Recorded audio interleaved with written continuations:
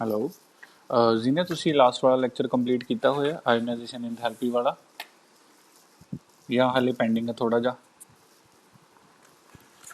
ਅੱਜ ਆਪਾਂ ਆਇਓਨਾਈਜੇਸ਼ਨ ਐਂਥੈਲਪੀ ਦੇ ਕੁਐਸਚਨਸ ਕਰਨੇ ਨੇ, ਤਾਂ ਇੱਕ ਵਾਰੀ ਉਹ ਲੈਕਚਰ ਜ਼ਰੂਰ ਦੇਖ ਲਿਓ ਅਗਰ ਕੁਝ ਪੈਂਡਿੰਗ ਰਹਿੰਦਾ ਉਹਦੇ ਅੰਦਰ, ਕਿਉਂਕਿ ਉਹ ਦੇਖੇ ਬਿਨਾਂ ਕਈ ਕੁਐਸਚਨ ਸਮਝ ਨਹੀਂ ਆਣਗੇ।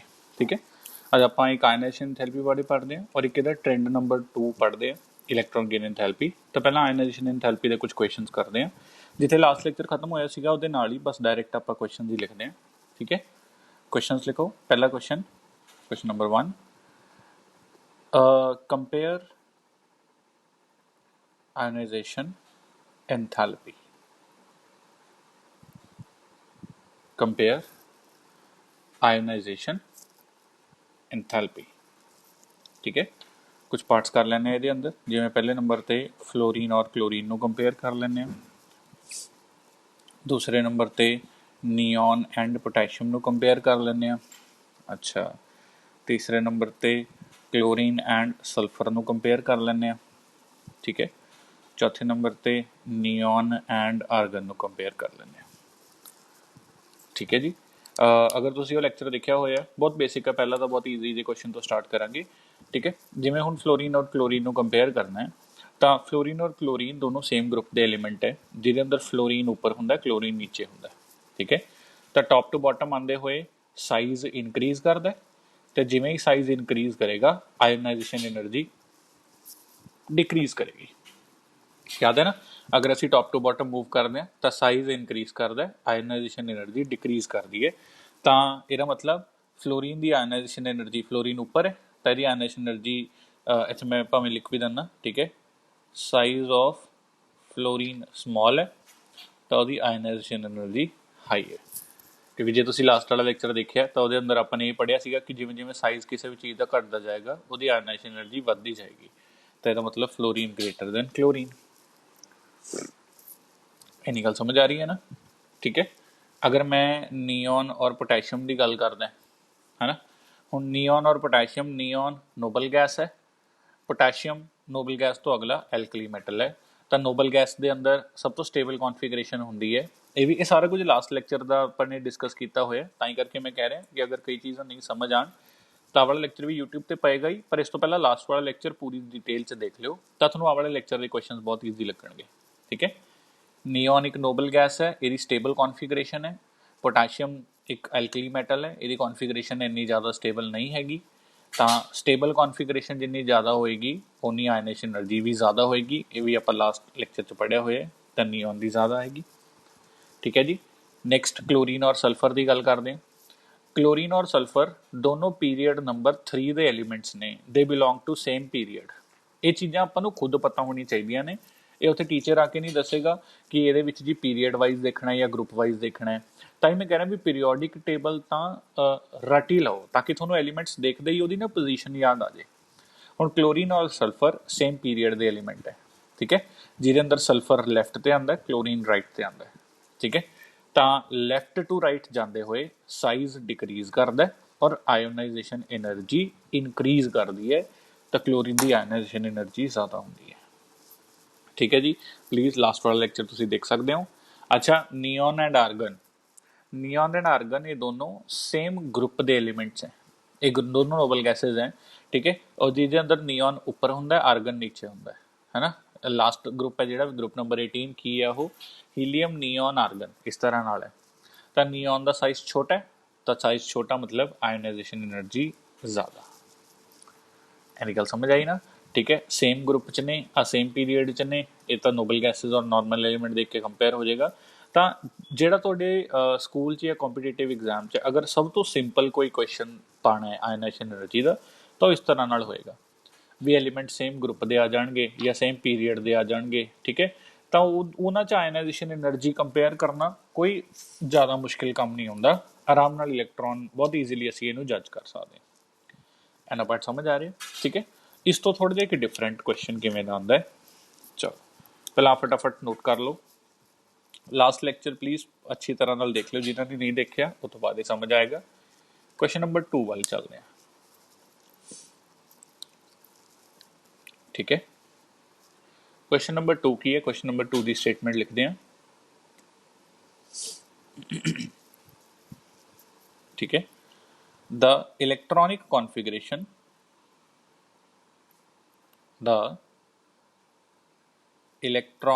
कॉन्फ़िगरेशन of 4 elements,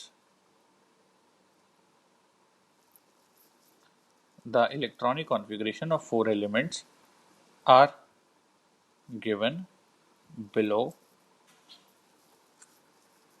ठीक है, the electronic configuration of 4 elements are given below. Which of these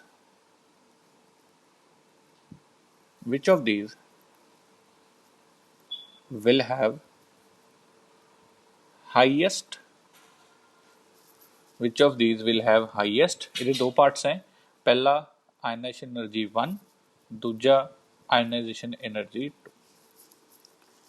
ठीक है, तो 4 एलीमेंट्स किहड़े किहड़े ने? एक एलीमेंट ए है जिहदी कॉन्फ़िगरेशन दित्ती हुई है 1s2 2s2, दूजा एलीमेंट बी है जिहदी कॉन्फ़िगरेशन दित्ती हुई है 1s2 2s2 2p6 3s1, तीजा एलीमेंट सी है जिसकी कॉन्फ़िगरेशन दित्ती हुई है 1s2 2s2 2p4, D element है जिसकी कॉन्फ़िगरेशन दित्ती हुई है 1s2 2s2 2p3, 1s2 2s2 2p3। ठीक है जी। क्वेश्चन, दो क्वेश्चन ने। पहला क्वेश्चन है कि आयनाइजेशन एनर्जी 1 सब तो ज़्यादा होएगी, कि दूजा क्वेश्चन है कि आयनाइजेशन एनर्जी 2 सब तो ज़्यादा होएगी। ठीक है, पहला इन्हें फटाफट नोट करो, फिर मैं सारा क्वेश्चन डिटेल से समझाना है।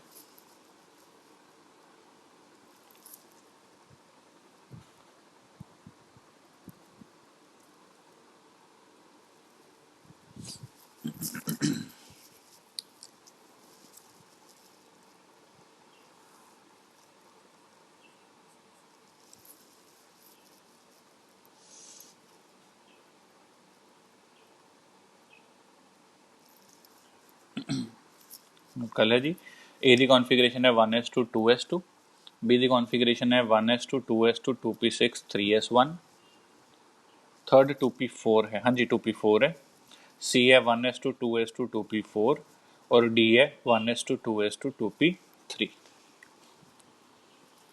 ठीक है, ਹੁਣ ਨਾ ਕਰਨਾ क्या ਹੁੰਦਾ ਹੈ, ਜਦੋਂ ਨਾ ਐਵੇਂ ਦੀ ਕੌਨਫੀਗਰੇਸ਼ਨ ਆਉਂਦੀ ਹੈ ਤਾਂ ਤੁਸੀਂ ਹਮੇਸ਼ਾ ਕੋਸ਼ਿਸ਼ ਕਰਨੀ ਹੈ ਵੀ ਇਹ ਐਲੀਮੈਂਟਸ ਦੀ ਨਾ ਲੋਕੇਸ਼ਨ ਸੋਚਣੀ ਹੈ ਪੀਰੀਓਡਿਕ ਟੇਬਲ 'ਚ ਕਿੱਥੇ ਹੈ। ਲੋਕੇਸ਼ਨ ਦੇ ਨਾਲ ਨਾ ਬਹੁਤ ਕੁਝ ਪਤਾ ਲੱਗੇਗਾ। ਇਹ ਐਲੀਮੈਂਟਸ ਦੀ ਲੋਕੇਸ਼ਨ ਸੋਚਣੀ ਹੈ। ਮੈਂ ਜਿਵੇਂ ਐਗਜ਼ਾਮਪਲ ਦਿੰਦਾ, ਹੁਣ ਜਿਵੇਂ ਜਿਹੜਾ ਏ ਐਲੀਮੈਂਟ ਹੈ, ਹੁਣ 2 ਮਿੰਟ ਲਈ ਨਾ ਕਾਪੀ ਪੈਨ ਛੱਡ ਕੇ ਸਿਰਫ ਸਕਰੀਨ ਵੱਲ ਦੇਖੋ, ਬਹੁਤ ਜ਼ਰੂਰੀ ਹੈ ਇਹ ਕੁਐਸਚਨ ਨੂੰ ਕਿਵੇਂ ਸੋਲਵ ਕਰਨਾ ਹੈ। ਠੀਕ ਹੈ, ਜਿਵੇਂ ਏ ਐਲੀਮੈਂਟ ਵੱਲ ਦੇਖੋ, ਏ ਐਲੀਮੈਂਟ ਹੈ 1s2 2s2, ਇਹਦਾ ਆਖਰੀ ਇਲੈਕਟ੍ਰੋਨ s2 ਹੈ, ਤਾਂ s2 याद करो, s2 ਕਿਹੜੇ ਗਰੁੱਪ ਦਾ ਐਲੀਮੈਂਟ ਹੋ ਗਿਆ? ਗਰੁੱਪ ਨੰਬਰ 2, ਕਿਉਂਕਿ s block group number 1 and group number 2 ਦਾ ਹੀ ਹੁੰਦਾ ਹੈ, ਔਰ ਉਹਦੇ ਅੰਦਰ ਵੀ s2 ਹੈ ਜਿਹੜਾ ਉਹ ਗਰੁੱਪ ਨੰਬਰ 2 ਹੈ। ਤਾਂ ਜਿਹੜਾ ਪਹਿਲਾ ਐਲੀਮੈਂਟ ਹੈ ਇਹ ਅਗਰ ਮੈਂ ਅੰਦਾਜ਼ਾ ਲਗਾਵਾਂ ਤਾਂ ਇਹ ਗਰੁੱਪ ਨੰਬਰ 2 ਦਾ ਐਲੀਮੈਂਟ ਹੈ। ਅੱਛਾ, ਇਹਦਾ ਪੀਰੀਅਡ ਨੰਬਰ ਕਿਵੇਂ ਪਤਾ ਲੱਗੇਗਾ? ਪੀਰੀਅਡ ਨੰਬਰ ਕੀ ਹੁੰਦਾ? ਜਿਹੜਾ ਸਭ ਤੋਂ ਬੜਾ ਸ਼ੈੱਲ ਹੁੰਦਾ ਹੈ s ਔਰ p ਦੇ ਅੰਦਰ, ਉਹੀ ਪੀਰੀਅਡ ਹੁੰਦਾ ਹੈ। ਜਿਵੇਂ ਆ 1s ਆ 2s ਹੈ, 2s ਦੂਜੇ ਸ਼ੈੱਲ 'ਚ ਚੱਲ ਰਿਹਾ ਤਾਂ ਇਹਦਾ ਪੀਰੀਅਡ ਨੰਬਰ 2 ਹੈ।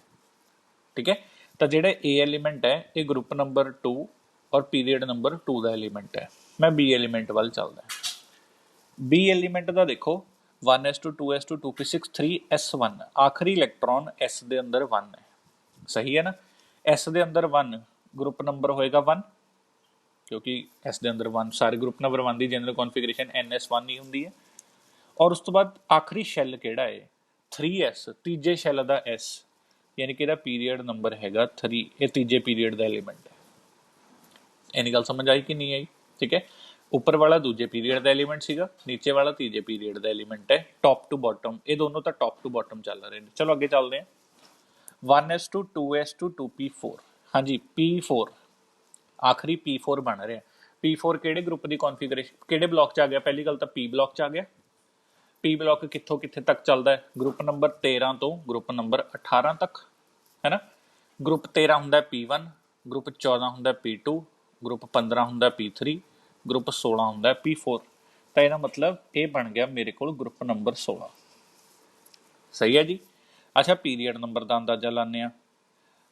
ਤਾਂ ਆ ਪਹਿਲਾ ਸ਼ੈੱਲ ਹੈ, ਆ 6 ਇਲੈਕਟ੍ਰੋਨ ਮਿਲਾ ਕੇ ਦੂਜੇ ਸ਼ੈੱਲ 'ਚ ਨੇ, ਆਖਰੀ ਸ਼ੈੱਲ ਦੂਜਾ ਹੀ ਹੋ ਗਿਆ, ਤਾਂ ਇਹਦਾ ਪੀਰੀਅਡ ਨੰਬਰ ਵੀ 2 ਹੀ ਹੈ।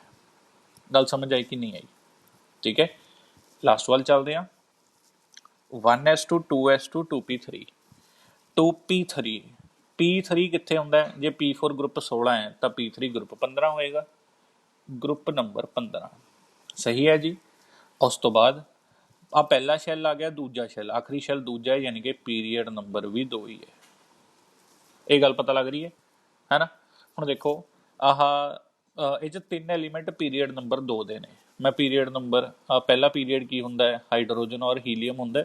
ਦੇਖੋ ਮੈਂ ਹਾਲੇ ਡਿਟੇਲ 'ਚ ਸਮਝਾ ਰਿਹਾ ਤਾਂ ਇੰਨਾ ਟਾਈਮ ਲੱਗ ਰਿਹਾ। ਜਿਵੇਂ ਤੁਸੀਂ ਐਵੇਂ ਦੇ 7-8 ਕੁਐਸਚਨ ਪ੍ਰੈਕਟਿਸ ਕਰੋਗੇ ਨਾ, 1 ਸੈਕਿੰਡ ਦਾ ਕੁਐਸਚਨ ਹੈ, ਠੀਕ ਹੈ ਨਾ। ਹੁਣ ਤਾਂ ਮੈਂ ਤੁਹਾਨੂੰ ਪੂਰੀ ਡਿਟੇਲ ਦੱਸ ਰਿਹਾ, ਤਾਂ ਤੁਹਾਨੂੰ ਲੱਗ ਰਿਹਾ ਹੋਵੇਗਾ ਵੀ ਸਰ ਪਹਿਲਾਂ ਕੱਲੇ ਦਾ ਗਰੁੱਪ ਪੀਰੀਅਡ ਸੋਚਣਾ ਪਏਗਾ।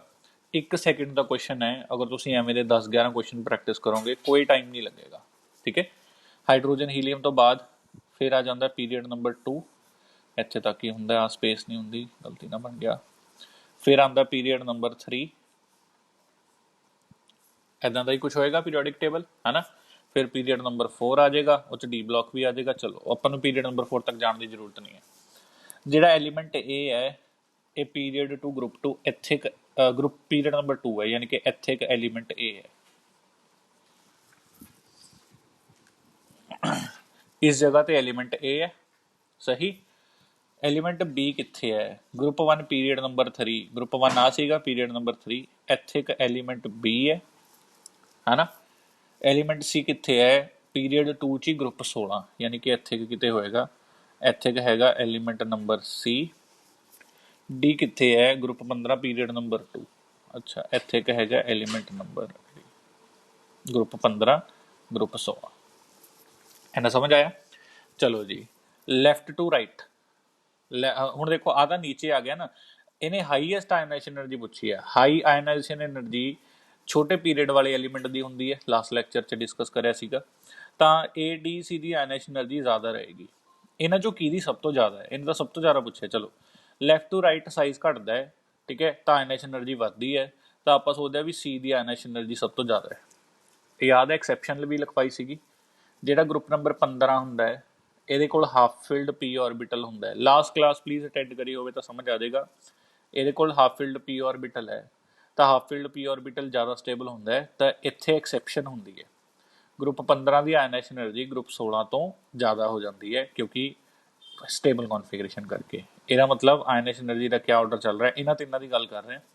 ਲੈਫਟ ਟੂ ਰਾਈਟ ਸਾਈਜ਼ ਘਟੇਗਾ, ਆਇਨਾਈਜ਼ੇਸ਼ਨ એનર્ਜੀ ਵਧੇਗੀ, ਪਰ ਇੱਥੇ D ਔਰ C 'ਚ ਚੇਂਜ ਆ ਜਾਂਦਾ ਹੈ। ਤਾਂ ਹਾਈਐਸਟ IE1 ਕਿਹਦੀ ਹੋਗੀ? D ਐਲੀਮੈਂਟ ਦੀ ਹਾਈਐਸਟ IE1 ਹੋਗੀ। ਇਹ ਗੱਲ ਸਮਝ ਆਈ ਕਿ ਨਹੀਂ ਆਈ? ਇਹਨਾਂ ਪਾਰਟ ਪਤਾ ਲੱਗਿਆ? ਠੀਕ ਹੈ। ਹੁਣ ਗੱਲ ਕਰਦੇ ਹਾਂ ਆਇਨਾਈਜ਼ੇਸ਼ਨ એનર્ਜੀ ਸੈਕਿੰਡ ਦੀ। ਸੈਕਿੰਡ ਆਇਨਾਈਜ਼ੇਸ਼ਨ એનર્ਜੀ ਕਦੋਂ ਹੁੰਦੀ ਹੈ? ਹੁਣ ਇੱਥੇ ਧਿਆਨ ਦੇਣਾ ਹੈ। ਕਈ ਬੱਚੇ ਨਾ IE2 ਦਾ ਮਤਲਬ ਸਮਝ ਲੈਂਦੇ ਨੇ ਵੀ 2-2 ਇਲੈਕਟ੍ਰੋਨ ਸਾਰਿਆਂ ਚੋਂ ਕੱਢ ਦੋ। ਗਲਤ ਹੈ ਉਹ। IE2 ਮਤਲਬ ਦੂਜਾ ਇਲੈਕਟ੍ਰੋਨ ਹਜੇ ਕੱਢਣਾ ਹੈ, ਇੱਕ ਇਲੈਕਟ੍ਰੋਨ ਕੱਟੋ। ਜਿਵੇਂ IE4 ਹੈ, IE4 ਦਾ ਮਤਲਬ 3 ਇਲੈਕਟ੍ਰੋਨ। IE4 ਦਾ ਮਤਲਬ ਇਹ ਨਹੀਂ ਹੈ ਵੀ 4 ਨਿਕਲ ਗਏ। IE4 ਦਾ ਮਤਲਬ ਹੈ 3 ਕੱਢਤੇ, ਚੌਥਾ ਕੱਢ ਰਹੇ ਆ, ਚੌਥੇ ਵਾਲੇ ਦੀ એનર્ਜੀ IE4 ਕਹੇਗੀ। ਹੁਣ IE2 ਦਾ ਮਤਲਬ 2 ਇਲੈਕਟ੍ਰੋਨ ਨਹੀਂ ਕੱਢਣੇ, ਇੱਕ ਇਲੈਕਟ੍ਰੋਨ ਕੱਢਣਾ ਹੈ। ਇੰਨੀ ਗੱਲ ਸਮਝ ਆਈ? ਅੱਛਾ, ਅਗਰ ਇਹ ਸਾਰਿਆਂ ਚੋਂ ਇੱਕ ਇਲੈਕਟ੍ਰੋਨ ਕੱਢ ਦਿੱਤਾ ਜਾਵੇ, ਸੋਚ ਕੇ ਦੇਖੋ, A 2s1 ਬਣ ਜਾਏਗਾ, B ਆ ਹਟ ਗਿਆ 2p6 ਬਣ ਜਾਏਗਾ, ਹੈ ਨਾ। ਮੈਂ ਇੱਕ ਇਲੈਕਟ੍ਰੋਨ ਕੱਢ ਕੇ ਦੇਖਦਾ। ਅਗਰ ਮੈਂ ਇੱਥੋਂ ਇੱਕ ਇਲੈਕਟ੍ਰੋਨ ਸਾਰਿਆਂ ਦੇ ਵਿੱਚੋਂ ਕਰਦਾ, ਮੈਂ ਇੱਥੇ ਲਿਖ ਦਿੰਦਾ -1 ਇਲੈਕਟ੍ਰੋਨ, ਤਾਂ ਇਹ ਜਿਹੜਾ A ਬਣ ਜਾਏਗਾ ਉਹ ਬਣੇਗਾ 1s2 2s1। ਜਿਹੜਾ B ਹੈ ਉਹ ਬਣੇਗਾ 1s2 2s2 2p6 3s2 electron ਨਿਕਲ ਗਿਆ। ਜਿਹੜਾ C ਹੈ ਉਹ ਬਣੇਗਾ 1s2 2s2 2p3। ਜਿਹੜਾ D ਹੈ ਉਹ ਬਣੇਗਾ 1s2 2s2 2p2। ਚੈੱਕ ਕਰੋ ਸਾਰਿਆਂ ਦਾ। ਹੁਣ ਸਭ ਤੋਂ ਬੜਾ ਸ਼ੈੱਲ ਦੂਜਾ ਹੀ ਰਹਿ ਗਿਆ, ਯਾਨੀ ਕਿ ਸਾਰੇ ਪੀਰੀਅਡ 2 ਦੇ ਐਲੀਮੈਂਟ ਵਾਂਗੂ ਬਣ ਗਏ। बन गए ना सारे पीरियड टू एलिमेंट बन गए। ठीक है जी, हुण सोच के देखो लैफ्ट टू राइट किवें चलेगा। अच्छा वैसे ही देख लो यार सब तो स्टेबल कॉन्फिगरेशन किहड़ी है, साफ साफ दिख रही है। आ वाला जिहड़ा बी है एग्जैक्टली फुली फिल्ड ऑर्बिटल ने ना इहदे अंदर, एस पूरी तरह फिल है, एस पूरी तरह फिल है, पी पूरी तरह फिल है, होर किसी च भी एग्जैक्टली फुली फिल्ड ऑर्बिटल नहीं है। बस ਇਹਦਾ मतलब हुण जिहड़ा सैकेंड इलैक्ट्रॉन हटाना है वो इस चों सब तो मुश्किल है, तो ਇਹਦੀ एनर्जी एनर्जी सब तो ज़्यादा होगी, तो IE2 किहदी ज़्यादा होगी, IE2 ज़्यादा होगी बी। ठीक है ना। अगर IE3 पुछदा तो किन्ने किन्ने इलैक्ट्रॉन हटांदे, दो दो इलैक्ट्रॉन, तीजे नूं कंपेयर करते। ठीक है ना। IE3 पढ़ते ही कई बच्चे 3 इलैक्ट्रॉन हटा देंगे ने, मतलब ये है भी तीजा इलैक्ट्रॉन हटाना है, पर इन्हें तो कंपेयर करने को कहा था, दो हटाओ तीजे नूं हटाण टाइम कंपैरिजन करो। ठीक है, जिवें इहदे अंदर IE2 पुछया सी तो दो इलैक्ट्रॉन नहीं कड्ढणे, कड्ढना एक एक इलैक्ट्रॉन है, दूजा कड्ढण टाइम किहड़ा स्टेबल होएगा उहदे हिसाब नाल आंसर चलणगे। और ये बहुत कॉमन क्वेश्चन है, ਤੁਹਾਨੂੰ रैंडम कॉन्फिगरेशन दे के जिवें आ कॉन्फिगरेशन सीगी ਇਹਦੇ ਤੋਂ ਪੁੱਛ ਲਿਆ ਵੀ IE2 ਦੱਸੋ, IE3 ਦੱਸੋ ਕਿਹਦੀ ਜ਼ਿਆਦਾ ਹੋਏਗੀ, IE1 ਦੱਸੋ ਕਿਹਦੀ ਜ਼ਿਆਦਾ ਹੋਏਗੀ। ਠੀਕ ਹੈ ਨਾ, ਤਾਂ ਇਹ ਆਰਾਮ ਨਾਲ ਕਰਿਆ ਜਾ ਸਕਦਾ ਹੈ। ਇੰਨੀ ਗੱਲ ਪਤਾ ਲੱਗ ਰਹੀ ਹੈ ਸਾਰਿਆਂ ਨੂੰ। ਠੀਕ ਹੈ, ਆ ਫਟਾਫਟ ਇਹ ਸੇਮ ਪੂਰਾ ਅਗਰ ਤੁਸੀਂ YouTube ਤੇ ਵੀ ਦੇਖ ਲਓਗੇ ਤਾਂ ਬੈਟਰ ਇੱਕ ਵਾਰੀ ਰਿਵਾਈਜ਼ ਹੋ ਜਾਏਗਾ। ਤਾਂ ਮੈਂ ਸਾਰਿਆਂ ਨੂੰ ਦੱਸੂਗਾ ਵੀ ਇੱਕ ਵਾਰੀ ਜ਼ਰੂਰ ਅੱਜ ਦਾ ਲੈਕਚਰ ਵੀ ਈਵਨਿੰਗ 'ਚ YouTube ਤੇ ਦੁਬਾਰਾ ਵੀ ਦੇਖ ਲਿਓ, ਰਿਵਾਈਜ਼ ਹੋ ਜਾਏਗਾ, ਦਿਮਾਗ 'ਚ ਬੈਠ ਜਾਏਗਾ। ਠੀਕ ਹੈ ਜੀ, ਹਾਲੇ ਸਿਰਫ ਆਨਸਰ ਲਿਖੋ, ਅੱਜ ਅਸਾਈਨਮੈਂਟ ਮਿਲੇਗੀ ਤੁਹਾਨੂੰ। ਠੀਕ ਹੈ, ਉਹ ਆਨਸਰ ਉਹਦੇ ਵਿੱਚ ਇਸੇ ਤਰ੍ਹਾਂ ਦੇ ਕੁਐਸਚਨ ਹੋਣਗੇ ਆਇਨਾਈਜੇਸ਼ਨ એનર્ਜੀ ਦੇ। ਠੀਕ ਹੈ, ਜਿਹਨੂੰ ਨਹੀਂ ਸਮਝ ਆਣਗੇ ਤੁਸੀਂ ਮੈਨੂੰ ਮੈਸੇਜ ਕਰੋ, ਫਿਰ ਆਪਾਂ ਅਲੱਗ ਤੋਂ ਵੀ ਇੱਕ ਕਲਾਸ ਕਰ ਲਾਂਗੇ ਉਹਦੇ ਵਾਸਤੇ। ਫਟਾਫਟ ਆ ਨੋਟ ਕਰ ਲਓ, ਹੋਰ ਕੁਝ ਨੋਟ ਕਰਨ ਦੀ ਲੋੜ ਨਹੀਂ ਹੈਗੀ। ਠੀਕ ਹੈ, ਆ ਐਕਸਟਰਾ ਜੋ ਵੀ ਹੈ ਇਹ ਸਿਰਫ ਤੁਹਾਨੂੰ ਸਮਝ ਹੋਣੀ ਚਾਹੀਦੀ ਹੈ ਇਸ ਗੱਲ ਦੀ। ਆ ਫਟਾਫਟ ਬਾਕੀ ਚੀਜ਼ਾਂ ਨੋਟ ਕਰੋ।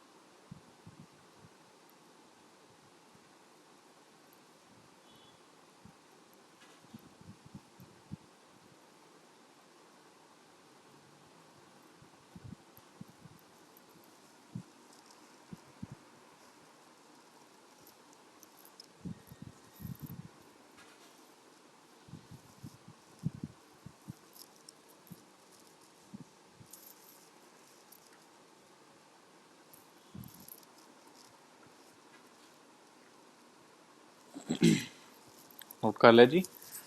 ਹੁਣ ਆਪਾਂ ਸਾਡੇ ਸੈਕਿੰਡ ਟ੍ਰੈਂਡ ਵੱਲ ਵੱਧਦੇ ਹਾਂ। ਸੈਕਿੰਡ ਟ੍ਰੈਂਡ ਬਹੁਤ ਇੰਪੋਰਟੈਂਟ ਹੈ, ਜਿਵੇਂ ਆਇਨਾਈਜੇਸ਼ਨ એનર્ਜੀ ਬਹੁਤ ਇੰਪੋਰਟੈਂਟ ਹੈ। Trend number 2। ਠੀਕ ਹੈ, ਟ੍ਰੈਂਡ ਨੰਬਰ 2 ਲਿਖੋ, ਇਲੈਕਟ੍ਰੋਨ ਗੇਨ ਐਂਥੈਲਪੀ। ਜਿਵੇਂ ਮੈਂ ਲਾਸਟ ਕਲਾਸ ਵੀ ਦੱਸਿਆ ਸੀਗਾ, ਐਂਥੈਲਪੀ ਦਾ ਇੱਕ ਤਰ੍ਹਾਂ ਨਾਲ ਮੋਟਾ ਮੋਟਾ ਮਤਲਬ એનર્ਜੀ ਹੁੰਦਾ। ਠੀਕ ਹੈ, ਇਲੈਕਟ੍ਰੋਨ ਗੇਨ ਐਂਥੈਲਪੀ, ਇਹਦਾ ਸਿੰਬਲ ਡੈਲਟਾ H ਔਰ ਪੈਰ 'ਚ EG। ਇਲੈਕਟ੍ਰੋਨ ਗੇਨ ਤੋਂ EG ਆਇਆ। ਠੀਕ ਹੈ, ਜਿਵੇਂ ਆਇਓਨਾਈਜੇਸ਼ਨ ਦਾ ਹੁੰਦਾ ਸੀਗਾ ਡੈਲਟਾ H ਪੈਰ 'ਚ I। ਠੀਕ ਹੈ,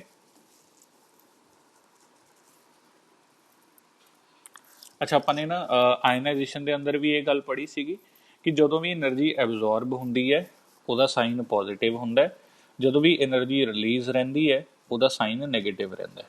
ਠੀਕ ਹੈ, ਆਇਓਨਾਈਜੇਸ਼ਨ એનર્ਜੀ ਹਮੇਸ਼ਾ ਐਬਜ਼ੋਰਬ ਹੁੰਦੀ ਹੈ, ਇਲੈਕਟ੍ਰੋਨ ਐਬਜ਼ੋਰਬ ਕਰਦਾ એનર્ਜੀ ਨੂੰ, ਤਾਂ ਆਇਓਨਾਈਜੇਸ਼ਨ એનર્ਜੀ ਦਾ ਸਾਈਨ ਹਮੇਸ਼ਾ ਪੋਜ਼ਿਟਿਵ ਰਹਿੰਦਾ ਹੈ।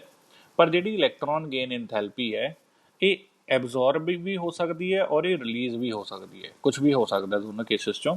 ਕੁਝ ਕੇਸਿਸ 'ਚ ਐਬਜ਼ੋਰਬ ਹੁੰਦੀ ਹੈ, ਕੁਝ ਕੇਸਿਸ 'ਚ ਰਿਲੀਜ਼ ਹੁੰਦੀ ਹੈ। ਤਾਂ ਇਲੈਕਟ੍ਰੋਨ ਗੇਨ ਐਂਥੈਲਪੀ ਦਾ ਸਾਈਨ ਪੋਜ਼ਿਟਿਵ ਨੈਗੇਟਿਵ ਕੁਝ ਵੀ ਹੋ ਸਕਦਾ ਹੈ। ਇੰਨੀ ਗੱਲ ਸਮਝ ਆ ਰਹੀ ਹੈ। ਹਾਂ, ਜ਼ਿਆਦਾਤਰ ਕੇਸਿਸ 'ਚ ਨੈਗੇਟਿਵ ਹੁੰਦਾ ਹੈ, ਬਹੁਤ ਥੋੜੇ ਜਿਹੇ ਕੇਸ ਨੇ ਜਿਨ੍ਹਾਂ 'ਚ ਇਲੈਕਟ੍ਰੋਨ ਗੇਨ ਐਂਥੈਲਪੀ ਦਾ ਸਾਈਨ ਪੋਜ਼ਿਟਿਵ ਹੁੰਦਾ ਹੈ, ਬਟ ਇਹ ਦਿਮਾਗ 'ਚ ਰੱਖਣਾ ਹੈ ਕਿ ਜਿਹੜੀ ਆਇਨਾਈਜੇਸ਼ਨ એનર્ਜੀ ਹੈ it is always absorbed, so its sign is always positive, but electron gain enthalpy might be absorbed or released, so its sign might be positive or negative. ਇਹ ਸਾਈਨ ਕਨਵੈਨਸ਼ਨ ਆਪਾਂ ਨੂੰ ਹਮੇਸ਼ਾ ਯਾਦ ਰੱਖਣੀ ਪਏਗੀ, ਠੀਕ ਹੈ। ਔਰ ਪੋਜ਼ਿਟਿਵ ਨੈਗੇਟਿਵ ਸਿਰਫ ਇੱਕ ਸਾਈਨ ਹੈ ਜਿਹਦਾ ਮਤਲਬ ਐਬਜ਼ੌਰਬ ਜਾਂ ਰਿਲੀਜ਼ ਹੈ, ਇਹਨੂੰ ਵੈਲਿਊ ਵਾਂਗੂ ਨਹੀਂ ਸੋਚਣਾ। ਮੈਂ ਸਾਰੀ ਗੱਲ ਦਾ ਮਤਲਬ ਸਮਝਾਵਾਂ ਕਿਵੇਂ। ਚਲੋ ਪਹਿਲਾਂ ਹੀ ਹੁੰਦਾ ਕੀ ਹੈ, ਠੀਕ ਹੈ। ਆਇਨਾਈਜੇਸ਼ਨ ਕਿਆ ਹੁੰਦਾ ਸੀਗਾ, ਹੁਣ ਜੋ ਮੈਂ ਬਣਾ ਰਿਹਾ ਇਹ ਸਿਰਫ ਰਫ ਕੰਮ ਹੈ, ਇਹਨੂੰ ਨੋਟ ਨਹੀਂ ਕਰਨਾ, ਬਸ ਆਬਜ਼ਰਵ ਕਰਨਾ ਇੱਕ ਵਾਰੀ, ਠੀਕ ਹੈ। ਮੇਰੇ ਕੋਲ ਯਾਦ ਹੈ ਨਾ, ਨਿਊਕਲੀਅਸ ਹੁੰਦਾ ਸੀ, ਇੱਧਰ ਸ਼ੈੱਲ ਬਣੇ ਹੋਏ ਨੇ, ਸ਼ੈੱਲ 'ਚ ਇਲੈਕਟ੍ਰੋਨ ਪਏ ਨੇ, ਇੱਧਰ ਵੀ ਇਲੈਕਟ੍ਰੋਨ ਪਏ ਨੇ, ਇੱਧਰ ਵੀ ਇਲੈਕਟ੍ਰੋਨ ਪਏ ਨੇ, ਠੀਕ ਹੈ। ਆਖਰੀ ਇਲੈਕਟ੍ਰੋਨ ਨੂੰ ਨਿਊਕਲੀਅਸ ਖਿੱਚ ਰਿਹਾ ਹੈ। ਆਖਰੀ ਇਲੈਕਟ੍ਰੋਨ ਨੂੰ ਨਿਊਕਲੀਅਸ ਤੋਂ ਆਜ਼ਾਦ ਕਰਨ ਦੇ ਲਈ ਜਿੰਨੀ એનર્ਜੀ ਦੇਣੀ ਪਏਗੀ ਉਸ એનર્ਜੀ ਦਾ ਨਾਮ ਸੀਗਾ ਆਇਨਾਈਜੇਸ਼ਨ એનર્ਜੀ, ਯਾਦ ਹੈ, ਠੀਕ ਹੈ। ਹੁਣ ਇਲੈਕਟ੍ਰੋਨ ਗੇਨ એનર્ਜੀ 'ਚ ਕੀ ਹੈ, ਇਲੈਕਟ੍ਰੋਨ ਗੇਨ એનર્ਜੀ 'ਚ ਆਪਾਂ ਨੇ ਇਲੈਕਟ੍ਰੋਨ ਨੂੰ ਹਟਾਣਾ ਨਹੀਂ ਹੈ, ਨਵਾਂ ਇਲੈਕਟ੍ਰੋਨ ਐਡ ਕਰਨਾ। ਫਰਕ ਪਤਾ ਲੱਗ ਰਿਹਾ, ਆਪਾਂ ਨੇ ਜੋ ਪਹਿਲਾਂ ਹੀ ਇਲੈਕਟ੍ਰੋਨ ਨੇ ਉਹਨਾਂ ਚੋਂ ਕੋਈ ਹਟਾਣਾ ਨਹੀਂ ਹੈ, ਨਵਾਂ ਇਲੈਕਟ੍ਰੋਨ ਐਡ ਕਰਨਾ। ਇੰਨੀ ਗੱਲ ਸਮਝ ਆ ਰਹੀ ਹੈ।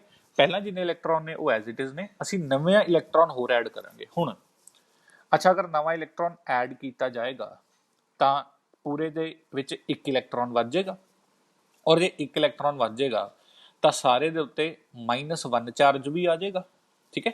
ਤਾਂ ਕਿਸੇ ਨਿਊਟਰਲ ਮੋਲੀਕਿਊਲ 'ਚ ਇੱਕ ਇਲੈਕਟ੍ਰੋਨ ਐਡ ਕਰਨ ਤੇ ਕਿੰਨੀ એનર્ਜੀ ਅਬਜ਼ੌਰਬ ਜਾਂ ਰਿਲੀਜ਼ ਹੁੰਦੀ ਹੈ, ਉਹਨੂੰ ਕਹਿੰਦੇ ਨੇ ਇਲੈਕਟ੍ਰੋਨ ਗੇਨ ਐਂਥੈਲਪੀ। ਪੂਰਾ ਕਨਸੈਪਟ ਸਮਝ ਆਇਆ। ਆਇਨਾਈਜੇਸ਼ਨ એનર્ਜੀ ਕੀ ਸੀਗਾ, ਕਿਸੇ ਐਟਮ ਦੇ ਵਿੱਚੋਂ ਇੱਕ ਇਲੈਕਟ੍ਰੋਨ ਕੱਢਦੇ ਆ ਤਾਂ ਕਿੰਨੀ એનર્ਜੀ ਲੱਗਦੀ ਹੈ।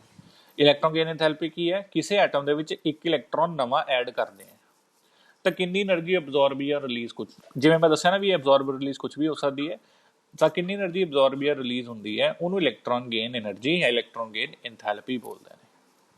ਇਹਨਾਂ ਗੱਲ ਸਮਝ ਆਈ। ਅਗਰ ਉਹ ਰਿਲੀਜ਼ ਹੋ ਰਹੀ ਹੋਏਗੀ ਤਾਂ ਆਪਾਂ ਡੈਲਟਾ HEG ਦਾ ਸਾਈਨ ਨੈਗੇਟਿਵ ਲਵਾਂਗੇ, ਅਗਰ ਉਹ ਐਬਜ਼ੌਰਬ ਹੋ ਰਹੀ ਹੋਏਗੀ ਤਾਂ ਆਪਾਂ ਡੈਲਟਾ HEG ਦਾ ਸਾਈਨ ਪੋਜ਼ਿਟਿਵ ਲਵਾਂਗੇ।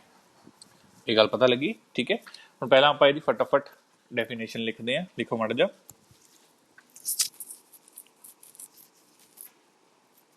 ਦਾ ਐਂਥੈਲਪੀ ਚੇਂਜ, ਇਹਦੇ ਚ ਕੁਝ ਬਣਾਉਣ ਦੀ ਜ਼ਰੂਰਤ ਨਹੀਂ ਹੈ, ਠੀਕ ਹੈ।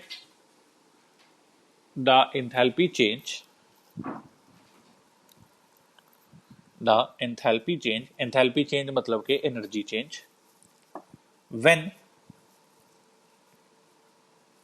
when extra electron is added, the enthalpy change when extra electron is added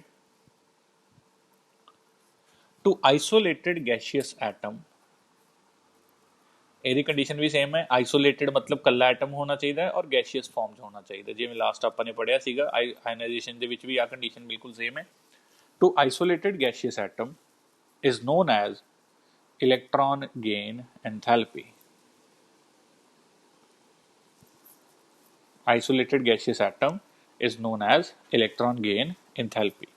ਅੱਛਾ, ਦੀ ਰਿਐਕਸ਼ਨ ਕਿਵੇਂ ਬਣੂਗੀ, ਜਿਵੇਂ ਪਿਛਲੇ ਵਾਲੇ ਦੀ ਰਿਐਕਸ਼ਨ ਕਿਵੇਂ ਸੀਗੀ, ਐਲੀਮੈਂਟ ਨੇ ਇਲੈਕਟ੍ਰੋਨ ਲੂਜ਼ ਕੀਤਾ, ਇਸ ਵਾਰ ਐਲੀਮੈਂਟ ਨੇ ਇਲੈਕਟ੍ਰੋਨ ਗੇਨ ਕੀਤਾ। ਤਾਂ ਮੈਂ ਮੰਨ ਕੇ ਚੱਲਦਾ ਕੋਈ A ਐਲੀਮੈਂਟ ਹੈ ਗੈਸ ਫਾਰਮ 'ਚ, ਇਹਨੇ ਅਗਰ ਇਲੈਕਟ੍ਰੋਨ ਗੇਨ ਕੀਤਾ ਇਹ ਬਣ ਜਾਏਗਾ A- ਇਨ ਗੈਸ ਫਾਰਮ। ਗੱਲ ਸਮਝ ਆਈ ਨਾ, ਕੋਈ ਐਲੀਮੈਂਟ ਹੈ ਗੈਸ ਫਾਰਮ 'ਚ, ਇਹਨੇ ਇਲੈਕਟ੍ਰੋਨ ਗੇਨ ਕਰ ਲਿਆ, A- ਗੈਸ ਫਾਰਮ 'ਚ ਆ ਗਿਆ, ਤੇ ਇੱਥੇ ਜਿਹੜੀ એનર્ਜੀ ਆਏਗੀ ਉਹਨੂੰ ਬੋਲਿਆ ਜਾਏਗਾ ਡੈਲਟਾ HEG। ਨੋਟ ਕਰੋ ਜਲਦੀ ਜਲਦੀ।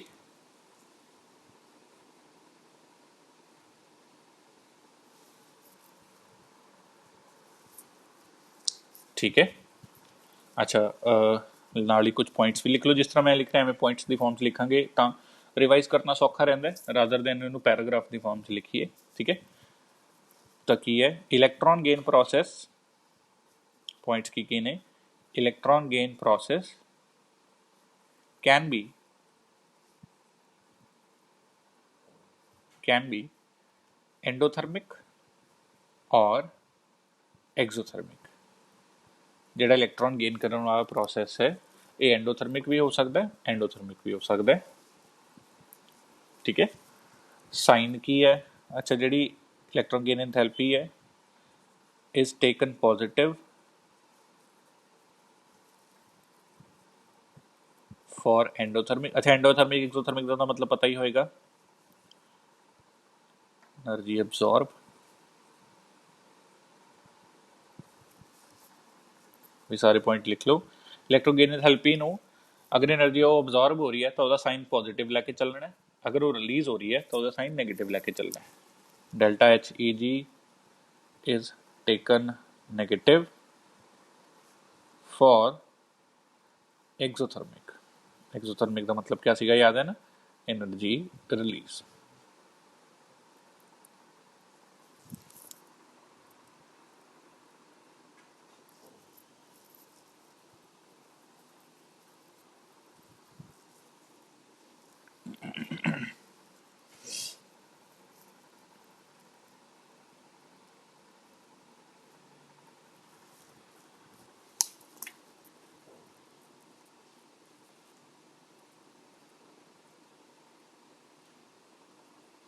ठीक है, यूनिट्स बिल्कुल सेम रहणगे कि ਜਿਹੜੇ IE ਦੇ ਸੀਗੇ यूनिट्स किलो जूल पर मोल।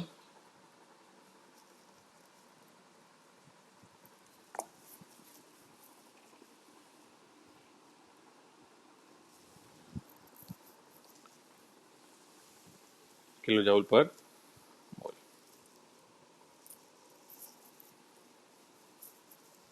ठीक है, एना पार्ट नोट कर ले जी।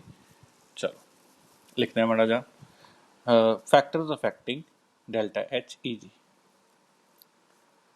Factors affecting delta H E G ਕਿਹੜੇ ਕਿਹੜੇ ਫੈਕਟਰਸ ਨੇ ਜਿਨ੍ਹਾਂ ਤੇ ਇਲੈਕਟ੍ਰੋਨ ਗੇਨ ਐਂਥੈਲਪੀ ਡਿਪੈਂਡ ਕਰਦੀ ਹੈ। ਫੈਕਟਰਸ ਅਫੈਕਟਿੰਗ ਡੈਲਟਾ ਐਚ ਈ ਜੀ। ਠੀਕ ਹੈ, ਹੁਣ ਨਾ ਇੱਕ ਸਾਰੇ ਫੈਕਟਰਸ ਦਾ ਨਾ ਇੱਕ ਮੈਂ ਮੇਨ ਗੱਲ ਸਮਝਾਉਣਾ ਹੈ। ਠੀਕ ਹੈ, ਕਿਉਂਕਿ ਫੈਕਟਰ ਦੇ ਅੰਦਰ ਪਾਉਂਗੇ ਤਾਂ ਸਾਈਨ ਵਗੈਰਾ ਸਾਰਾ ਕੁਝ ਉਲਝਦੇ ਰਹੋਗੇ। ਇੱਕ ਸਿੰਪਲ ਜੀ ਚੀਜ਼ ਦੱਸਦਾ। ਠੀਕ ਹੈ, ਜਿਹੜਾ ਇਲੈਕਟ੍ਰੋਨ ਨੂੰ ਆਪਣੇ ਵੱਲ ਜੋੜ ਕੇ, ਆਪਣੇ ਨਾਲ ਜੋੜ ਕੇ ਜਾਂ ਆਪਣੇ ਵੱਲ ਖਿੱਚ ਕੇ ਖੁਸ਼ ਹੈ, ਮਤਲਬ ਸਮਝਿਓ। ਠੀਕ ਹੈ, ਜਿਹੜਾ ਵੀ ਐਲੀਮੈਂਟ ਜਿਹਨੂੰ ਇਲੈਕਟ੍ਰੋਨ ਜੋੜਨ 'ਚ, ਇਲੈਕਟ੍ਰੋਨ ਗੇਨ ਕਰਨ 'ਚ ਫਾਇਦਾ ਮਿਲ ਰਿਹਾ, ਠੀਕ ਹੈ, ਉਹਦੀ ਇਲੈਕਟ੍ਰੋਨ ਗੇਨ ਐਂਥੈਲਪੀ ਜ਼ਿਆਦਾ ਹੋਏਗੀ ਔਰ ਰਿਲੀਜ਼ ਹੋਏਗੀ। ਆ ਦੋ ਗੱਲਾਂ ਯਾਦ ਰੱਖਣੀਆਂ ਨੇ। ਠੀਕ ਹੈ, ਜਿਹਦੇ 'ਚ ਇਲੈਕਟ੍ਰੋਨ ਆਰਾਮ ਨਾਲ ਜੁੜ ਜਾਂਦਾ ਹੈ ਉਹਦੀ ਇਲੈਕਟ੍ਰੋਨ ਗੇਨ ਐਂਥੈਲਪੀ ਦੀ ਵੈਲਿਊ ਪਹਿਲੀ ਗੱਲ ਤਾਂ ਜ਼ਿਆਦਾ ਹੋਏਗੀ, ਦੂਜੀ ਗੱਲ ਰਿਲੀਜ਼ ਹੋਏਗੀ। ਯਾਨੀ ਕਿ ਉਸ ਟਾਈਮ ਤੇ ਜਿਹੜੀ ਚੀਜ਼ ਨੂੰ ਇਲੈਕਟ੍ਰੋਨ ਮਿਲ ਕੇ ਕਾਫੀ ਸਟੇਬਿਲਿਟੀ ਮਿਲ ਰਹੀ ਹੈ ਨਾ, ਜਿਵੇਂ ਕਿ ਹੈਲੋਜਨਸ ਲਗਾ ਲਓ। ਅਗਰ ਮੈਂ ਹੈਲੋਜਨਸ ਗਰੁੱਪ ਨੰਬਰ 17, ਅਗਰ ਮੈਂ ਗਰੁੱਪ ਨੰਬਰ 17 'ਚ ਇੱਕ ਇਲੈਕਟ੍ਰੋਨ ਜੋੜਦਾ, ਉਹ ਨੋਬਲ ਗੈਸ ਵਰਗੇ ਬਣ ਜਾਣਗੇ। ਔਰ ਨੋਬਲ ਗੈਸ ਦੀ ਕੌਨਫੀਗਰੇਸ਼ਨ ਤਾਂ ਸਭ ਤੋਂ ਸਟੇਬਲ ਹੁੰਦੀ ਹੈ। ਤਾਂ ਜਿਹੜੇ ਗਰੁੱਪ ਨੰਬਰ 17 ਵਾਲੇ ਐਲੀਮੈਂਟ ਨੇ ਉਹ ਫਟਾਫਟ ਇਲੈਕਟ੍ਰੋਨ ਨੂੰ ਜੋੜ ਲੈਂਦੇ ਨੇ ਔਰ ਉਹਨਾਂ ਦੀ ਜਿਹੜੀ ਡੈਲਟਾ ਐਚ ਈ ਜੀ ਹੈ, ਇੱਕ ਤਾਂ ਇਹਦੀ ਵੈਲਿਊ ਜ਼ਿਆਦਾ ਹੁੰਦੀ ਹੈ, ਕਾਫੀ ਜ਼ਿਆਦਾ ਐਨਰਜੀ ਹੁੰਦੀ ਹੈ, ਔਰ ਇੱਕ ਰਿਲੀਜ਼ ਰਹਿੰਦੀ ਹੈ, ਰਿਲੀਜ਼ ਆਰਾਮ ਨਾਲ ਐਨਰਜੀ ਨਿਕਲਦੀ ਹੈ। ਤਾਂ ਆਪਾਂ ਕਹਾਂਗੇ ਕਿ halogens have very high negative electron gain enthalpy. Negative ਦਾ ਮਤਲਬ ਕੀ ਹੈ? ਨੈਗੇਟਿਵ ਮੈਂ ਦੱਸਿਆ ਨਾ ਵੀ ਪੋਜ਼ਿਟਿਵ ਨੈਗੇਟਿਵ ਸਾਈਨ ਦਾ ਸਿਰਫ ਇੰਨਾ ਕੁ ਮਤਲਬ ਹੈ ਵੀ ਰਿਲੀਜ਼ ਜਾਂ ਅਬਜ਼ੌਰਬ। ਠੀਕ ਹੈ ਨਾ, ਤਾਂ halogens have very high negative electron gain enthalpy. ਠੀਕ ਹੈ, ਹੁਣ ਜੇ ਮੈਥ ਦੇ ਹਿਸਾਬ ਨਾਲ ਪੁੱਛਾਂ ਮੈਂ ਕਿ -3 ਔਰ +3 ਚੋਂ ਕਿਹੜਾ ਵੱਡਾ ਹੈ, ਆਪਾਂ ਕਹਾਂਗੇ ਜੀ +3। ਪਰ ਕੈਮਿਸਟਰੀ ਐਨਰਜੀ ਦੇ ਹਿਸਾਬ ਨਾਲ -3 ਕਿਲੋ ਜਾਊਲ ਔਰ +3 ਕਿਲੋ ਜਾਊਲ 'ਚ ਕਿਹੜਾ ਵੱਡਾ ਹੈ? ਕੋਈ ਵੱਡਾ ਨਹੀਂ ਹੈ, ਦੋਨੋਂ ਬਰਾਬਰ ਨੇ। -3 ਕੀ ਹੈ? 3 ਕਿਲੋ ਜਾਊਲ ਰਿਲੀਜ਼ ਹੋ ਰਹੀ ਹੈ, +3 ਕੀ ਹੈ? 3 ਕਿਲੋ ਜਾਊਲ ਐਬਜ਼ੌਰਬ ਹੋ ਰਹੀ ਹੈ। ਇਹ ਬਹੁਤ ਇੰਪੋਰਟੈਂਟ ਚੀਜ਼ ਹੈ, ਇਹ ਤੁਹਾਨੂੰ ਥਰਮੋਡਾਇਨਾਮਿਕਸ 'ਚ ਵੀ ਬਹੁਤ ਹੈਲਪ ਕਰੇਗੀ।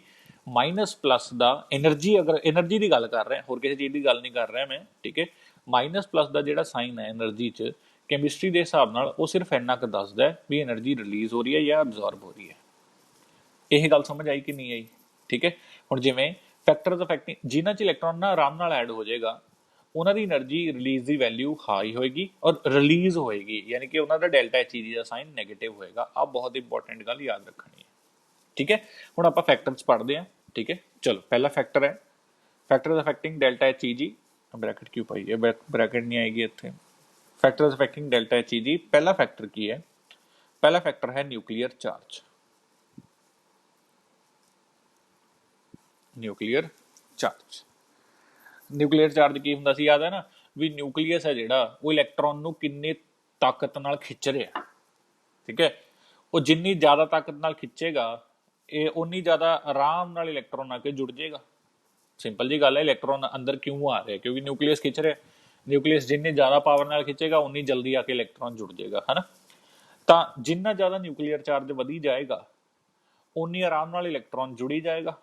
ਸਿੰਪਲ ਜੀ ਮੈਂ ਉਹਨੇ ਦੱਸਿਆ ਜਿੰਨੀ ਆਰਾਮ ਨਾਲ ਇਲੈਕਟ੍ਰੋਨ ਜੁੜ ਰਿਹਾ ਉਨੀ ਇਲੈਕਟ੍ਰੋਨ ਗੇਨ ਐਂਥੈਲਪੀ ਦੀ ਵੈਲਿਊ ਜ਼ਿਆਦਾ ਵੀ ਹੈ ਔਰ ਰਿਲੀਜ਼ ਵਾਲੀ ਵੀ ਹੈ, ਮਤਲਬ ਨੈਗੇਟਿਵ ਵੀ ਹੈ। ਇਹੀ ਆਪਾਂ ਨੇ ਪੁਆਇੰਟ ਲਿਖਣਾ ਹੈ। ਲਿਖੋ ਮਾੜਾ ਜਿਹਾ, ਨਿਊਕਲੀਅਰ ਚਾਰਜ देखो, ये ਜਿਹੜੇ ਆਇਨਾਈਜੇਸ਼ਨ એનર્ਜੀ ਨੇ ਔਰ ਇਲੈਕਟ੍ਰੋਨ ਗੇਨ ਐਂਥੈਲਪੀ ਨੇ, ਇਹ ਟੌਪਿਕ ਥੋੜੇ ਜਿਹੇ ਕਨਫਿਊਜ਼ਿੰਗ ਹੋ ਸਕਦੇ ਨੇ, ਠੀਕ ਹੈ, ਕਿਉਂਕਿ ਇਹਦੇ ਅੰਦਰ ਬਹੁਤ ਕੁਝ ਚੀਜ਼ਾਂ ਨੇ। ਤਾਂ ਮੈਂ ਪਲੀਜ਼ ਰਿਕਮੈਂਡ ਕਰੂੰਗਾ ਕਿ ਅਗਰ ਕੁਝ ਵੀ ਕਨਫਿਊਜ਼ਨ ਲੱਗ ਰਹੀ ਹੈ ਨਾ, ਦੁਬਾਰਾ ਲੈਕਚਰ ਦੇਖ ਲਿਓ YouTube ਤੇ, ਕੋਈ ਉਹ ਨਹੀਂ ਹੈਗਾ, ਇਹ 'ਚ ਕੋਈ ਸ਼ਰਮ ਵਾਲੀ ਗੱਲ ਨਹੀਂ ਹੈ ਵੀ ਮੈਂ ਕਿਉਂ ਦੇਖਾਂ ਜੀ, ਕੋਈ ਦਿੱਕਤ ਨਹੀਂ ਹੈ। ਅਗਰ ਕੋਈ ਟੌਪਿਕ ਰਹਿ ਗਿਆ, ਠੀਕ ਹੈ, ਦੁਬਾਰਾ ਜ਼ਰੂਰ ਦੇਖਿਓ ਇੱਕ ਵਾਰੀ YouTube ਤੇ, ਅੱਛੀ ਤਰ੍ਹਾਂ ਨਾਲ ਉਹਨੂੰ ਕਵਰ ਅਪ ਕਰਿਓ, ਠੀਕ ਹੈ, ਤਾਂ ਬੈਟਰ ਰਹੇਗਾ। ਚਲੋ ਪਹਿਲਾ ਫੈਕਟਰਸ ਅਫੈਕਟਿੰਗ ਇਲੈਕਟ੍ਰੋਨ ਗੇਨ ਐਂਥੈਲਪੀ, ਪਹਿਲਾ ਪਾर्ट है न्यूक्लियर चार्ज। लिखियो माड़ा जा, the electron gain enthalpy, the electron gain enthalpy becomes more negative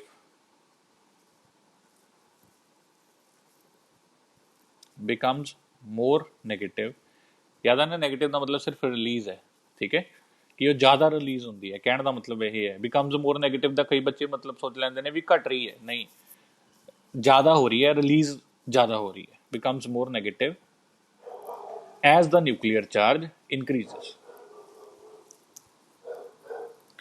the electron gain enthalpy becomes more negative as the nuclear charge increases. This is due to greater attraction for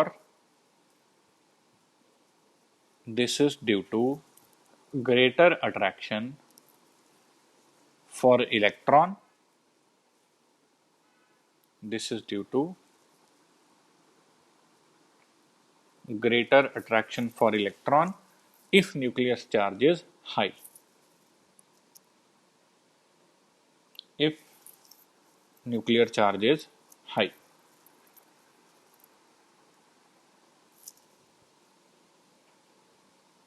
ठीक है। Second factor, size of the atom.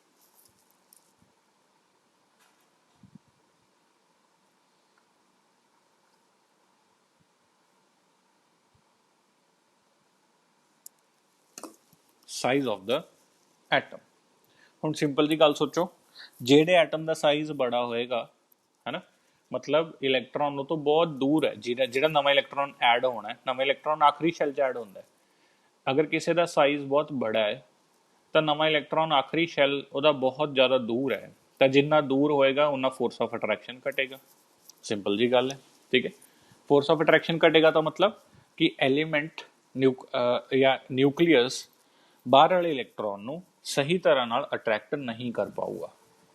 नहीं कर पाऊगा तो मतलब electron gain enthalpy lace होएगी। Simple जी गल दसे ना, जिन्नी आराम नाल अट्रैक्शन होएगी उन्नी इलैक्ट्रॉन गेन एंथैल्पी ज़्यादा है, जे अट्रैक्शन नहीं हो रही तो इलैक्ट्रॉन गेन एंथैल्पी घट है। सीधा जा मतलब है, ठीक है।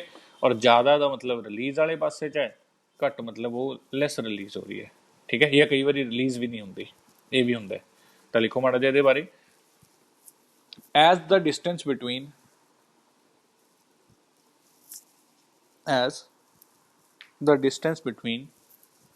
nucleus and outermost electron, as the distance between nucleus and outermost electron increases,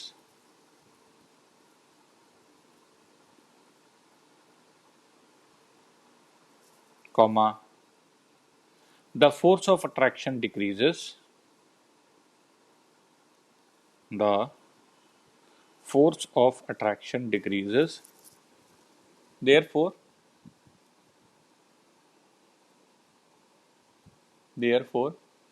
electron gain enthalpy becomes less negative. Therefore electron gain enthalpy becomes less negative.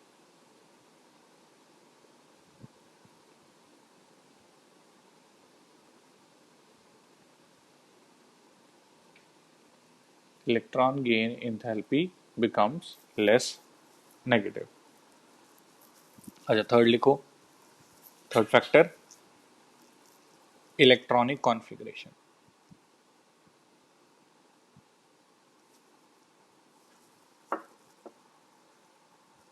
Electronic configuration. ठीक है. ਹੁਣ ਜਿਹੜਾ ਆਲਰੇਡੀ ਫੁੱਲੀ ਫਿਲਡ ਜਾਂ ਹਾਫ ਫਿਲਡ ਆਰਬਿਟਲ ਹੈ ਉਹ ਬਹੁਤ stable ਹੈ. ਤਾਂ ਜੋ ਬਹੁਤ ਸਟੇਬਲ ਹੈ ਇਹਦਾ ਮਤਲਬ ਉਹਨੂੰ ਹੋਰ ਇਲੈਕਟ੍ਰੋਨ ਨਾ ਤਾਂ ਐਡ ਕਰਨ ਦੀ ਜ਼ਰੂਰਤ ਹੈ ਨਾ ਰਿਮੂਵ ਕਰਨ ਦੀ ਜ਼ਰੂਰਤ ਹੈ ਨਾ. ਤਾਂ ਉਹਨੂੰ ਇਲੈਕਟ੍ਰੋਨ ਚਾਹੀਦਾ ਹੀ ਨਹੀਂ ਹੈ, ਆਲਰੇਡੀ ਖੁਸ਼ ਹੈ ਉਹ. ਤਾਂ ਜਿਹੜਾ ਨਵਾਂ ਇਲੈਕਟ੍ਰੋਨ ਅਸੀਂ ਐਡ ਕਰਨਾ ਚਾਹੁੰਦੇ ਆ ਉਹ ਬਹੁਤ ਮੁਸ਼ਕਿਲ ਨਾਲ ਐਡ ਹੋਏਗਾ ਕਿਉਂਕਿ ਨਿਊਕਲੀਅਸ ਨੂੰ ਹੋਰ ਇਲੈਕਟ੍ਰੋਨ ਨਹੀਂ ਚਾਹੀਦੇ ਜਾਂ ਮਤਲਬ ਐਟਮ ਨੂੰ ਹੋਰ ਇਲੈਕਟ੍ਰੋਨ ਨਹੀਂ ਚਾਹੀਦੇ. ਤਾਂ ਨਵਾਂ ਇਲੈਕਟ੍ਰੋਨ ਐਡ ਕਰਨ 'ਚ ਬਹੁਤ ਦਿੱਕਤ ਆਏਗੀ. ਤਾਂ ਇਹਦਾ ਮਤਲਬ ਨਵਾਂ ਇਲੈਕਟ੍ਰੋਨ ਈਜ਼ੀਲੀ ਐਡ ਨਹੀਂ ਹੋ ਰਿਹਾ ਤੇ એનર્ਜੀ ਰਿਲੀਜ਼ ਬਹੁਤ ਥੋੜੀ ਹੋਏਗੀ. ਜਾਂ ਕੁਝ ਕੇਸਿਸ ਇਹੋ ਜਿਹੇ ਨੇ ਜਿਹ 'ਚ એનર્ਜੀ ਰਿਲੀਜ਼ ਵੀ ਨਹੀਂ ਹੁੰਦੀ, ਜਿਹ 'ਚ ਉਲਟਾ ਹੋ ਜਾਂਦਾ, એનર્ਜੀ ਐਬਜ਼ੌਰਬ ਹੋ ਜਾਂਦੀ ਹੈ. ਠੀਕ ਹੈ ਨਾ.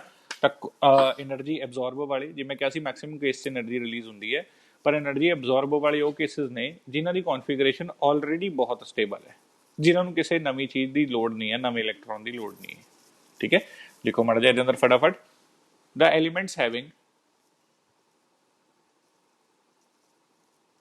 The elements having fully filled and half filled electronic configurations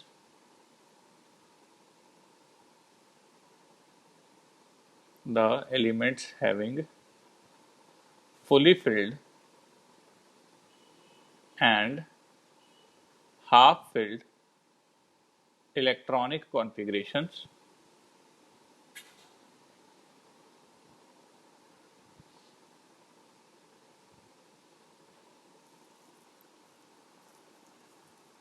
are highly stable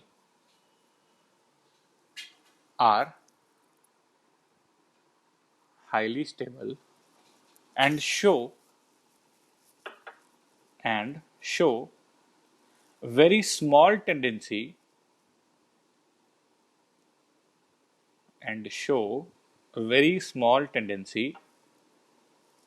to accept incoming electrons.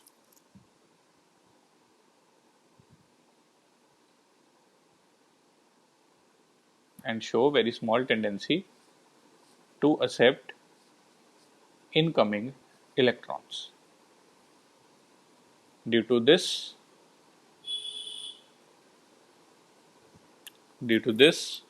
their electron gain enthalpy is less negative or positive in some cases. Or positive in some cases.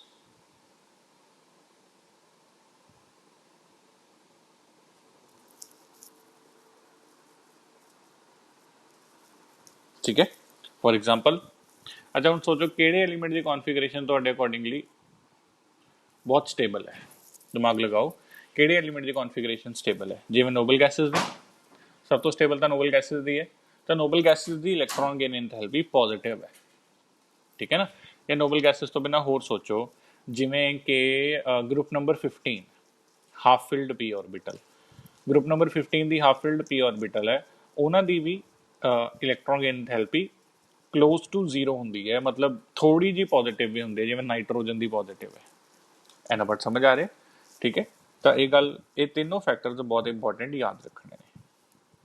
हो जाएगा इनका part. ठीक है जी. पक्की गल.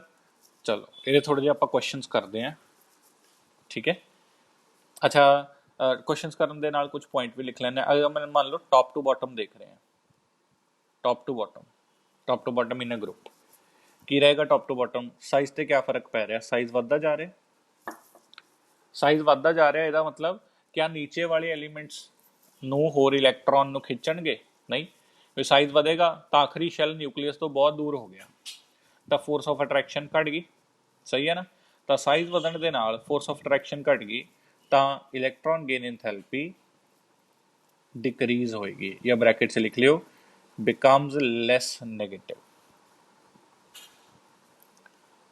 सारे cases electron gain enthalpy negative ही होंगी है पॉजिटिव ही बहुत थोड़े जे केसेस है या तो नोबल गैसेस या फिर ग्रुप नंबर 15 एक ग्रुप नंबर 2 भी काफ़ी स्टेबल होंगे उन्होंने दी भी कुछ केसेस पॉजिटिव रही है तो टॉप टू बॉटम साइज बढ़ेगा इलेक्ट्रॉन गेन एंथैल्पी घटेगी का मतलब ਲੈਸ ਰਿਲੀਜ਼ ਨੈਗੇਟਿਵ ਦਾ ਮਤਲਬ ਯਾਦ ਹੈ ਨਾ ਸਿਰਫ ਰਿਲੀਜ਼ ਲੈਸ ਰਿਲੀਜ਼ ਹੋਏਗੀ ਘੱਟ ਰਿਲੀਜ਼ ਹੋਏਗੀ ਠੀਕ ਹੈ ਜੀ ਫਟਾਫਟ ਨੋਟ ਕਰੋ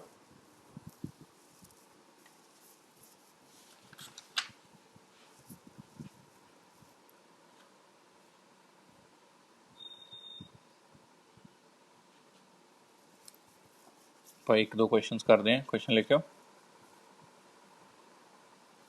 compare delta H electron gain ठीक है ब्रैकेट से लिख लो मोर नेगेटिव किदी ज़्यादा रिलीज हो रही है किस केस से डेल्टा एच इलेक्ट्रॉन गेन ज़्यादा रिलीज हो रही है मोर नेगेटिव ज़्यादा रिलीज कितने होगी जिथे अट्रैक्शन ज़्यादा होगी जिथे ईजिली इलेक्ट्रॉन ऐड होएगा जिथे इलेक्ट्रॉन ऐड च फायदा होएगा वो सारे केसेस च डेल्टा एच ई जी ज़्यादा नेगेटिव होएगी पहला एग्जाम्पल देने नाइट्रोजन ते ऑक्सीजन ਨੂੰ ਕੰਪੇਅਰ ਕਰਦੇ ठीक है दिमाग लगाओ भाई नाइट्रोजन ऑक्सीजन दोनों सेम पीरियड ਦੇ एलिमेंट है सेम पीरियड ਦੇ नाइट्रोजन ਦੀ ਕਨਫੀਗਰੇਸ਼ਨ ਕੀ ਹੈ ਜੀ 1s2 2s2 2p3 half field ਇਧਰੋਂ ਫੁੱਲੀ ਫਿਲਡ ਹੈ ਅੱਗੇ ਹਾਫ ਫਿਲਡ ਹੈ ਕਾਫੀ ਸਟੇਬਲ ਹੈ ਇਹ ਆਏਗਾ ਜੀ 1s2 2s2 2p4 ਇੱਥੇ ਤੱਕ ਫੁੱਲੀ ਫਿਲਡ ਹੈ ਇਹ ਕੋਈ ਹਾਫ ਫਿਲਡ ਜਾਂ ਫੁੱਲੀ ਫਿਲਡ ਕੋਈ ਕਨਫੀਗਰੇਸ਼ਨ ਨਹੀਂ ਹੈ ਹੈਨਾ ਤਾਂ ਨਾਈਟ੍ਰੋਜਨ ਆਲਰੇਡੀ ਸਟੇਬਲ ਹੈ ਤਾਂ ਜਿਹੜਾ ਆਲਰੇਡੀ ਸਟੇਬਲ ਹੈ ਕਿਆ ਉਹਨੂੰ ਇਲੈਕਟ੍ਰੋਨ ਦੀ ਜ਼ਰੂਰਤ ਹੈ ਨਹੀਂ ਤਾਂ ਕਿਸ 'ਚ ਇਲੈਕਟ੍ਰੋਨ ਐਡ ਕਰਨਾ ਈਜ਼ੀ ਹੈ ਆਕਸੀਜਨ 'ਚ ਬਸ ਜਿਸ 'ਚ ਇਲੈਕਟ੍ਰੋਨ ਐਡ ਕਰਨਾ ਈਜ਼ੀ ਹੈ ਉਹਦੀ ਇਲੈਕਟ੍ਰੋਨ ਗੇਨ ਐਂਥੈਲਪੀ ज़्यादा भी होएगी और रिलीज भी होएगी तो मोर नेगेटिव वाला ऑक्सीजन जीत गया कॉन्सेप्ट समझ आया कि नहीं आया ठीक है ज़्यादा भी होएगी और रिलीज भी होएगी सेकंड क्वेश्चन देखते हैं फटाफट नोट करी जाओ ब्रोमीन आयोडीन सेकंड जब दिमाग लगाओ कि इलेक्ट्रॉन गेन एंथैल्पी ज़्यादा नेगेटिव आएगी अपने आप करो फटाफट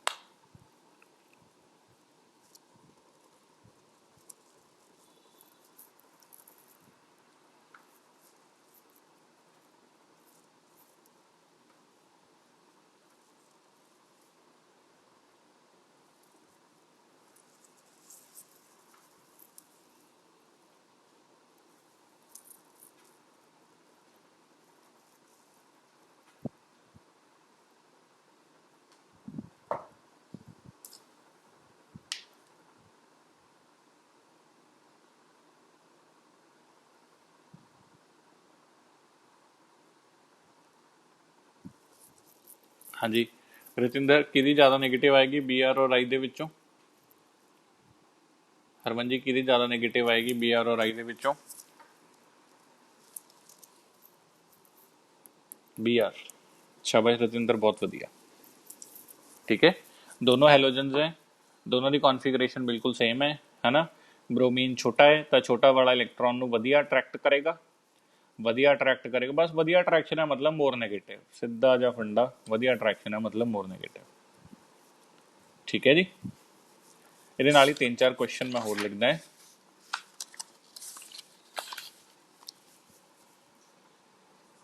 ਚਲੋ O ਔਰ O ਮਾਈਨਸ, ਕਿਹੜਾ ਇਲੈਕਟ੍ਰੋਨ ਨੂੰ, ਕਿਹਨੂੰ ਇਲੈਕਟ੍ਰੋਨ ਦੀ ਜ਼ਿਆਦਾ ਜ਼ਰੂਰਤ ਹੈ, ਕਿਹਦੀ ਮੋਰ ਨੈਗੇਟਿਵ ਹੈ, ਟਰਾਈ ਕਰੋ।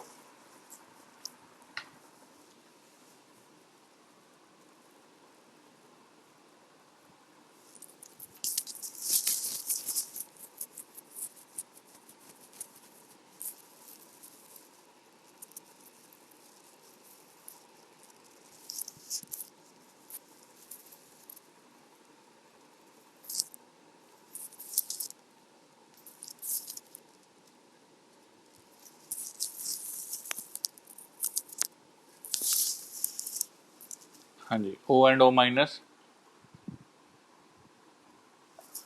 ਰਜਿੰਦਰ ਜੀ ਕਿਹਦੀ ਜ਼ਿਆਦਾ ਨੈਗੇਟਿਵ ਹੋਏਗੀ?